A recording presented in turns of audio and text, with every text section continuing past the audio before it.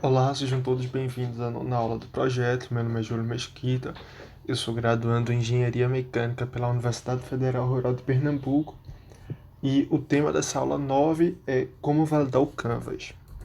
Esse projeto ele é apoiado pela Pró-Reitoria de Extensão da Universidade Federal Rural de Pernambuco e coordenado pelo professor Dr. Felipe Centeno. O objetivo desse projeto foi minimizar os efeitos causados pela pandemia do novo coronavírus através da apresentação de conteúdos voltados aos microempreendedores, e o objetivo geral disso era amenizar os efeitos que a pandemia vem causando, principalmente para os microempreendedores, certo? Se você gostar desse conteúdo, na descrição do vídeo tem link para você fazer a inscrição no projeto e receber o certificado. E também tem o conteúdo semanal para você fazer o download, certo? Do material didático. Nos últimos vídeos a gente falou sobre o Canvas, certo? E principalmente o Canvas do modelo de negócio e o Canvas da proposta de valor, certo? Agora a gente vai para uma outra técnica que relaciona o Canvas, que é como você validar o Canvas. Isso é, como você garantir que o que você está se propondo a fazer no Canvas é realmente verdade. E aí é muito importante que seu produto já esteja no mercado, certo? Você não tem como validar alguma coisa que não foi para o mercado. Na verdade até tem, mas o objetivo não é esse.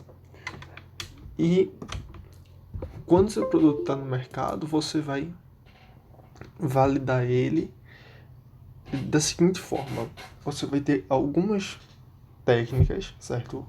Algumas opções, e essas opções você vai escolher dentre elas qual que vai se encaixar melhor ao que você procura, tudo bem? Então, a primeira técnica, certo? Ela é conhecida como detetive de dados, que consiste basicamente em você pegar esses dados, e aí por isso que é muito importante você saber mexer no Excel, você saber analisar esses dados e também saber de onde tirar esses dados, certo? Se você tiver algum Google Ads, alguma coisa desse tipo, ele já vai mandar os seus dados da forma que você procura, tudo bem?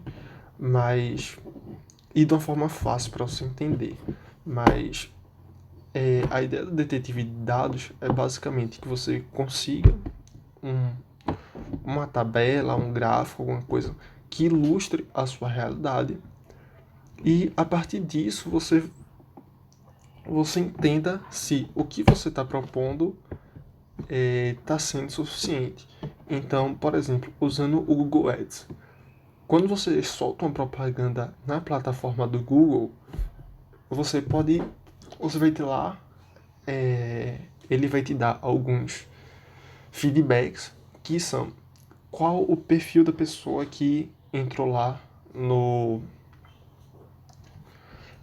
que entrou lá na sua página, certo? Que entrou lá para ver o seu produto. E aí quando você faz o seu Canvas, certo?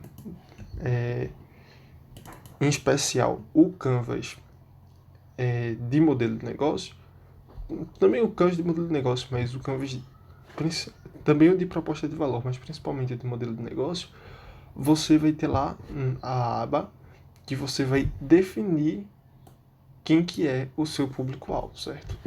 Então, aqui, ó, você vai escolher o seu segmento de clientes. E quando você chegar lá no Canvas de proposta de valor, você também vai escolher o seu segmento de cliente, certo? Lá no círculo, e aqui você vai pensar as tarefas do seu cliente e vai gerar o seu produto, certo? E aí, como você já definiu o perfil do cliente, esses feedbacks gerados pelo Google, por exemplo, eles vão te dar a certeza se você está indo para o público certo ou se você está com um público diferente do que você está pensando. Então pode ser que você esteja fazendo um produto pensando no público, por exemplo, de 18 a 25, mas na verdade você não atinge esse produto, você atinge produto de 30 a 35 anos, 30 a 40 anos, certo? E aí você pode pensar algumas coisas para mudar no seu produto para atingir ainda mais no seu produto ou na forma que você vende, certo? Para atingir ainda mais o público-alvo que você vem atingindo, certo? Outra forma, certo, que não é muito recomendável, mas é boa de se fazer, é a forma o jornalista. É uma técnica que consiste em perguntas. Qual que é o problema dessa técnica? Ela nem sempre é fiel. Por quê? Quando você pergunta ao seu cliente, ele pode só dizer que sim ou te dar alguma resposta para te agradar. E essa resposta para te agradar pode não se refletir no que o mercado pensa. Então, você pensa em fazer alguma coisa para inovar, alguma coisa ou algum produto diferente no seu negócio, e os clientes dizem que sim, dizem que tem interesse, mas na verdade eles vão acabar sem ter o interesse real por esse produto, certo? Então, quando você usa uma técnica de jornalista, uma técnica de entrevista, de ouvir a opinião do seu cliente, é importante que você não vá diretamente ao ponto que você procura, que aí você vai ter o objetivo de não ser enganado pela resposta do cliente, certo? E ele faz isso não com a intenção de prejudicar o negócio, mas é normal dos clientes fazerem isso, tudo bem? E aí você pode pensar, por exemplo, vai fazer uma pergunta, outro exemplo muito fácil de fazer esses questionários é o Google Forms. Você pode fazer uma pergunta dizendo, tal concorrente vai ter tal produto, tal serviço, o que você acharia, se valeria a pena e tal, não sei o que. Esse tipo de coisa. A outra técnica, certo? A terceira é a técnica do antropólogo. E aí o que é antropologia, certo? Antropologia vai estudar o ser humano. Então, a técnica do antropólogo, ele vai estudar o cliente. E aí, na verdade, ele vai conviver com o cliente. E aí, o que é importante, certo? Ou se você tem um familiar ou algum amigo que usa o seu serviço, é você se aproximar para buscar os feedbacks desse cliente, buscar o que é que está ruim, o que é que precisa melhorar e o que é que ele teria interesse no mercado, certo? Não é uma técnica muito boa, nem uma técnica tão fiel quanto a primeira, o detetive de dados, mas ela também funciona.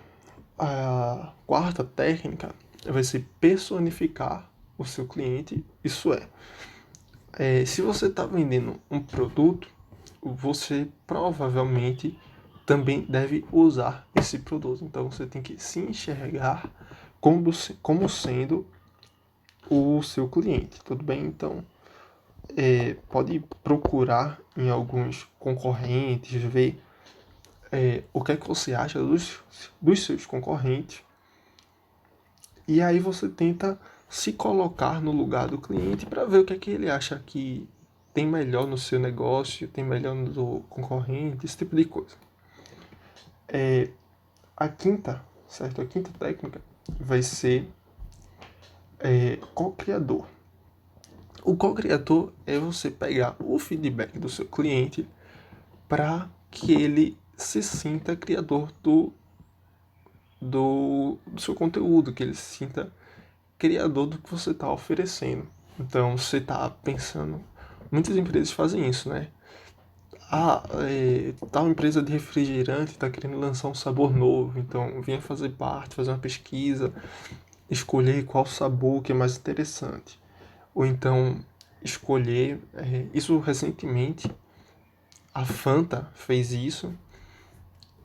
A companhia aérea Azul, quando ela surgiu, ela pediu opinião dos clientes sobre o nome da companhia e entre outras coisas que fazem o cliente dar a sua sugestão e ele acaba fidelizando.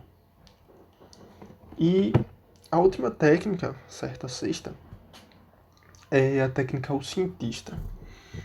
O cientista é basicamente você fazer experimentos com o mercado, experimentos com o cliente, tudo bem? E aí, o que vai ser isso?